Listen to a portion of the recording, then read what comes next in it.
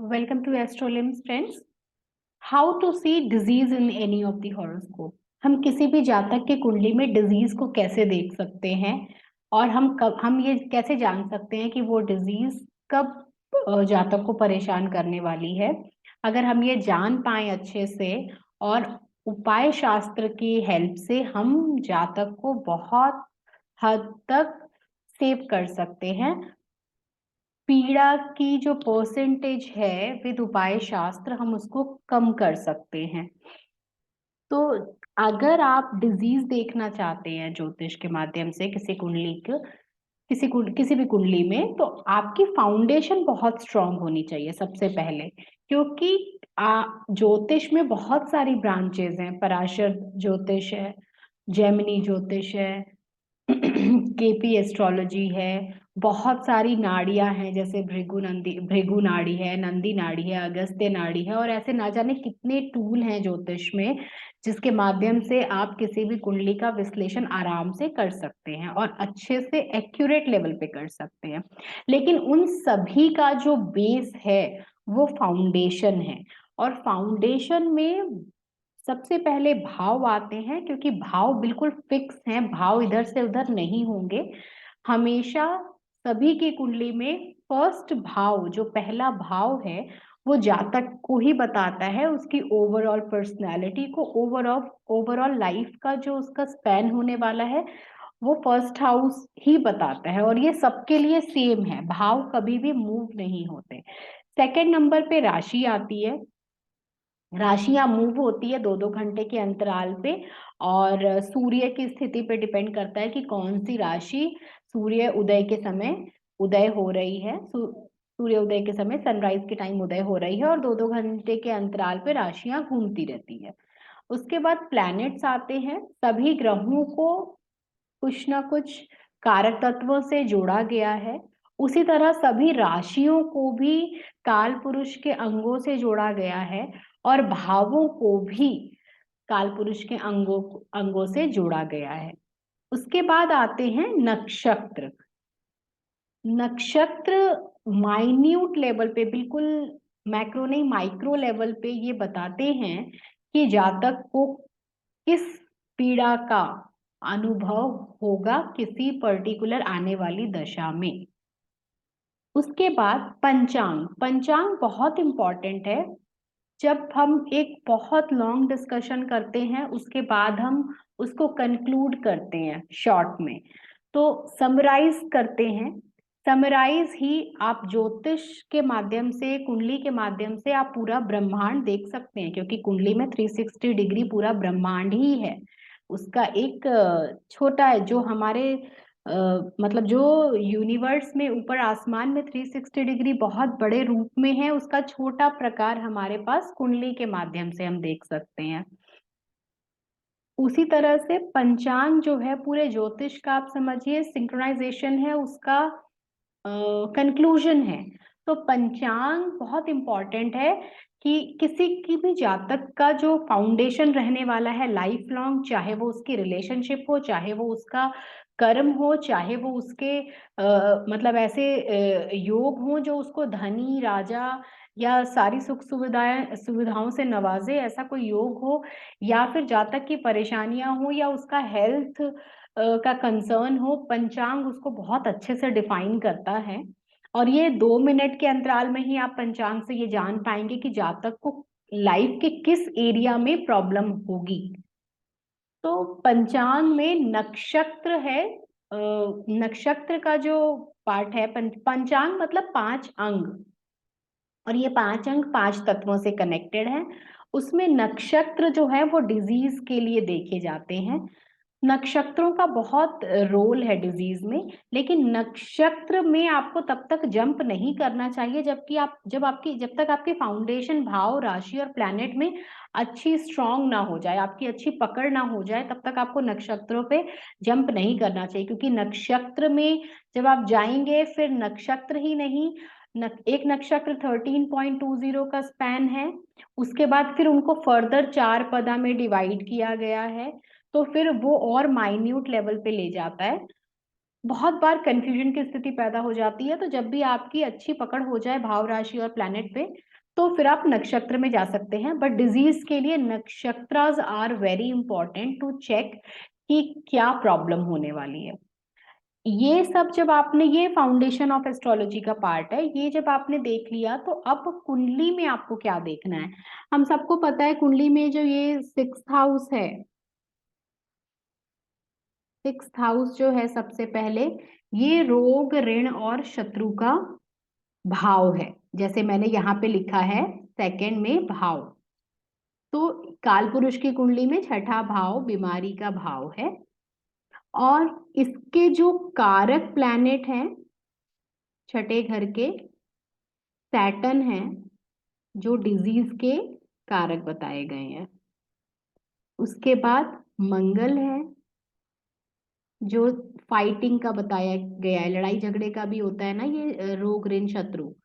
और केतु जो है वो financial depth, litigation, any escalation Ketu देता है। राहु भी यहाँ के कारक माने जाते हैं क्योंकि 6 नंबर की राशि में वो एक्सॉल्टेड होते हैं, तो राहु भी यहाँ के कारक हैं। उसके बाद हमको राशि देखनी है। भाव जैसे मैंने बताया, भाव तो फिक्स है, भाव नहीं घूमने वाला, मगर राशि जो है 6 नंबर की राशि जो है वर्गो, ये तो घूमेगी। वर्गो राशि, इसके लॉर्ड मरकरी हैं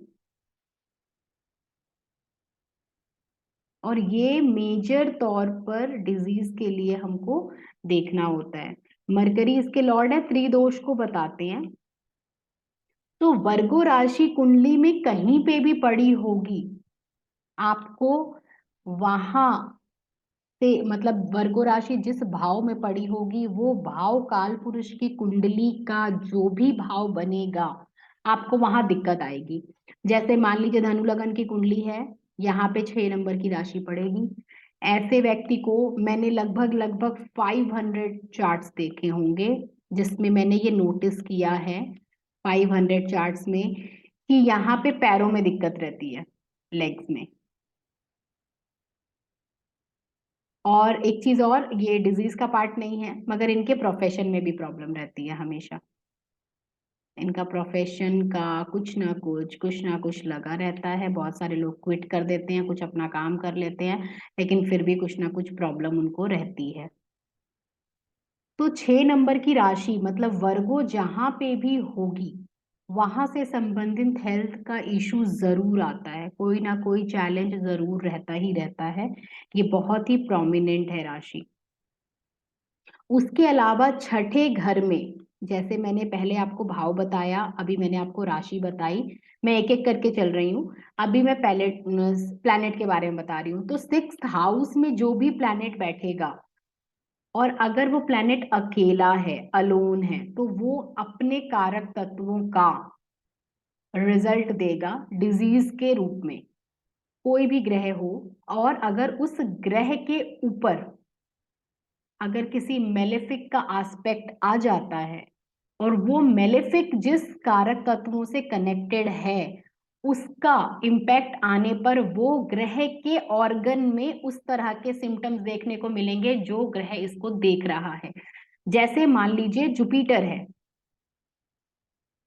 जुपिटर अगर 6th हाउस में बैठा है तो ये यहाँ पे लीवर की प्रॉब्लम देगा, क्योंकि जुपिटर लीवर के कारक है। बड़े ऑर्गन्स बॉडी में जितने भी होते हैं उसके कारक जुपिटर हैं। तो अगर जुपिटर को सैटर्न देख ले और सैटर्न में मान लीजिए सैटर्न 6th हाउस का लॉर्ड हो गया या 8th हाउस का लॉर्ड हो गया, या सैटर्न 8th हाउस में बैठा हुआ है या 12th हाउस में बैठा हुआ है, तो सैटर्न अगर जुपिटर को देखेगा, क्या होगा, लीवर में ड्राइनेस आ जाएगी, लीवर जो है वो सिकुड़ जाएगा। क्यों? क्योंकि सैटर्न का काम है डीके करना, डीजेनरेशन का काम सैटर्न का है। जब भी इंसान बचपन से लेके टीनेज से लेकर फिर वो आगे बढ़ते हैं 30-40 एज में, फिर वो 50, फिर 60 के बाद वापस सैटर्न का स्टार्ट हो जाता है टाइम। तो उस टाइम पे डीजेनरेशन होती है, बॉडी जितनी बढ़ती है उतनी ही फिर वो डल होने लग जाती है। उसके कारक सैटर्न है। तो अगर सैटर्न जुपिटर को देखेंगे तो जुपिटर के जो जो ऑर्गन्स डिनोट होते हैं उनमें ड्राइनेस आ जाएगी। वो ऑर्गन डीके होने लगेगा, सिकुड़ने लगेगा, और उसकी कोशिकाएं मतलब फ्लरिश होने की बजाय वो डेड होने लगेगी, क्योंकि सैटर्न इन चीजों के कारक हैं। अगर सपोज चंद्रमा इसको देखता है तो क्या होगा? चंद्रमा में अगर अष्टम का इन्फ्लुएंस है या सैटर्न का इन्फ्लुएंस है, सपोज सैटर्न चंद्रमा को देख रहा है और वो एनर्जी चंद्रमा जुपिटर को ट्रांसफर कर रहे हैं, और सैटर्न 8th हाउस या 12th हाउस का इन्फ्लुएंस लेकर मून को देख रहे हैं और तब मून जुपिटर को देख रहे हैं, तो ऐसे में लीवर में फ्लूइड बढ़ सकता है, जिसकी वजह से उसके फंक्शन में प्रॉब्लम आ जाए। तो अल्टीमेटली यहाँ पे लीवर को प्रॉब्लम आ जाएगी, क्योंकि 6th हाउस में जुपिटर है और छठा घर बीमारी का है। तो अब यहाँ पे भाव भी ऐड हो जाएगा, 6th हाउस जो ऐड है वो हो जाएगा और प्लैनेट ऐड हो जाएंगे। ये यहाँ पे आपको देखने को मिलेगा। ये हो गया 6th हाउस का। अब हम 8th हाउस में चलते हैं। 8th हाउस क्या होता है? 8th हाउस को सबसे मेलेफिक हाउस माना गया है, क्योंकि 8th हाउस में सारी अनसर्टेनिटी आपको देखने को मिलेगी। यहाँ पे आपको मिसफॉर्चून, ग्रीफ, पेन, हर तरह के लॉसेस, ये सब आपको 8th हाउस से ही देखने को मिलेगा। इसको कैविटी बोला गया है। ये एक ऐसा गड्ढा है जहां सिर्फ अंधेरा है, और वहां पे एक बार जो फंसता है उसके निकलने के चांसेस बहुत कम हो जाते हैं। ये पास्ट लाइफ से भी बहुत ज्यादा कनेक्टेड होता है। वर्गो साइन भी बहुत कार्मिक साइन है, ये भी हमारे पास्ट लाइफ से कनेक्टेड होता है। 8th हाउस और स्कॉर्पियो राशि, यहाँ पे स्कॉर्पियो राशि आती है, तो 8th हाउस और स्कॉर्पियो राशि भी कार्मिक राशि है। 9th हाउस का ये 12th है। 9th हाउस हमारा डीएनए है और ये उसका 12th हाउस है। तो सैटर्न यहाँ के कारक है, मंगल भी यहाँ के कारक है, केतु का भी यहाँ पे रोल है, राहु का भी रोल है। अष्टम भाव में सारे मेलेफिक आते हैं। इन जनरल आप देखिए कि जो जितने भी त्रिक भाव हैं या त्रिशदाय भाव हैं, तो वहां पे ये सारे मेलेफिक का ही रोल आता है, उन्हीं का राज चलता है। इसीलिए जब भी कोई जातक इन घरों में आके फंसता है तो वो फंसता चला जाता है, अनटिल अनलेस उसके ऊपर कोई बेनिफिक एस्पेक्ट या कोई उसको बचाने वाला ग्रह ऐसा हो जो उसको मिले, तो सेविंग हो सकती है, वरना ऐसे में फंसते चले जाते हैं और परेशानी झेलते रहते हैं। तो 8th हाउस बहुत ही अनसर्टेनिटी का हाउस है, सडननेस का हाउस है, बहुत ट्रांसफॉर्मेशन ये हाउस देता है। इसीलिए 8th हाउस का भी अगर कनेक्शन बनता है तो यहाँ पे भी बैठे हुए प्लैनेट प्रॉब्लम देते हैं। यहाँ पे जो राशि पड़ेगी वो राशि काल पुरुष के जिस भी अंक को डिनोट करती है वहां पे प्रॉब्लम आती है।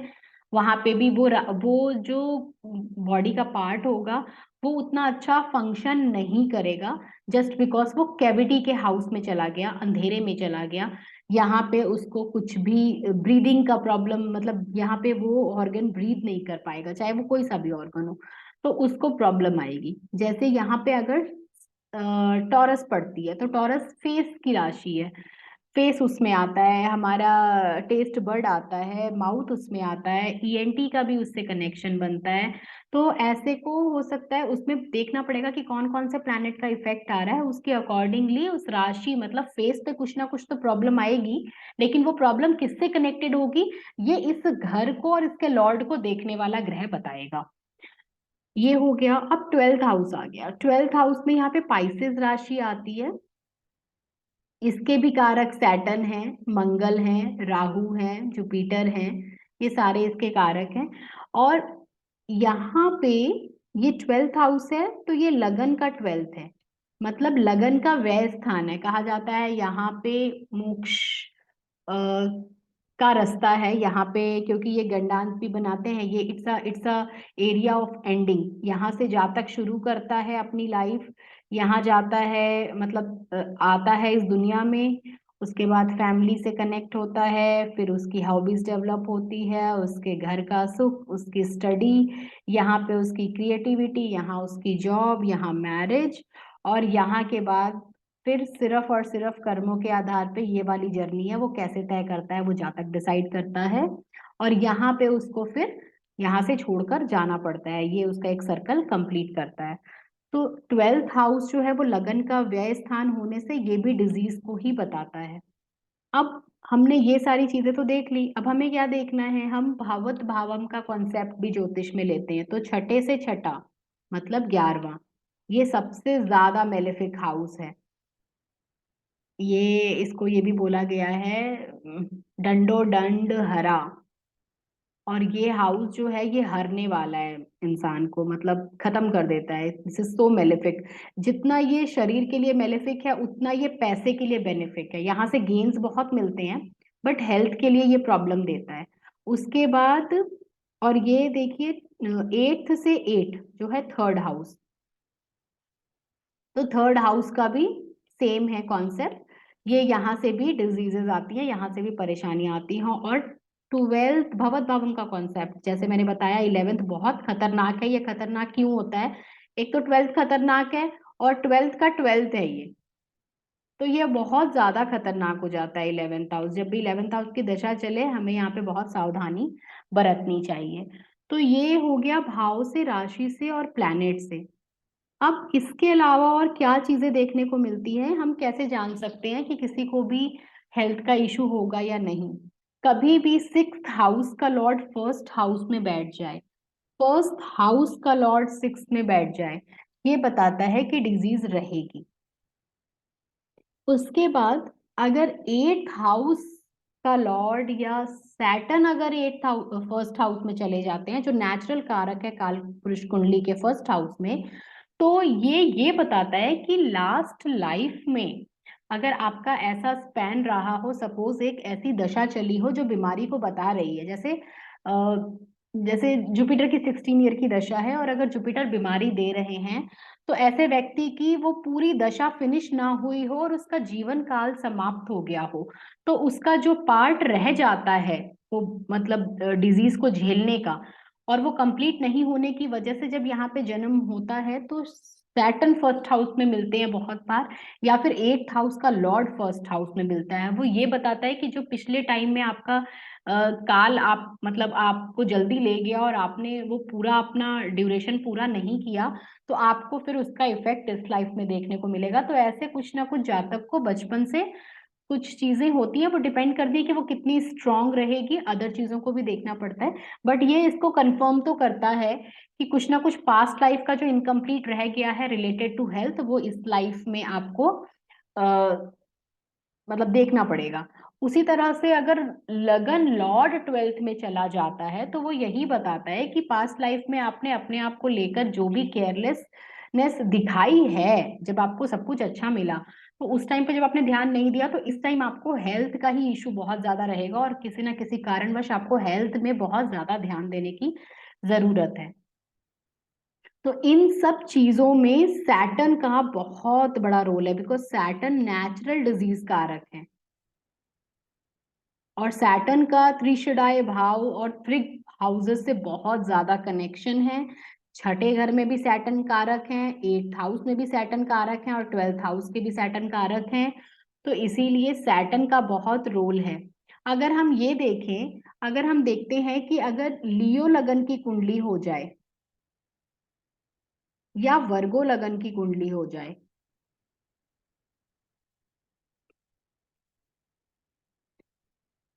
और सैटर्न है जो असेंडेंट को देखें साथ ही लगन लॉर्ड को भी देखें,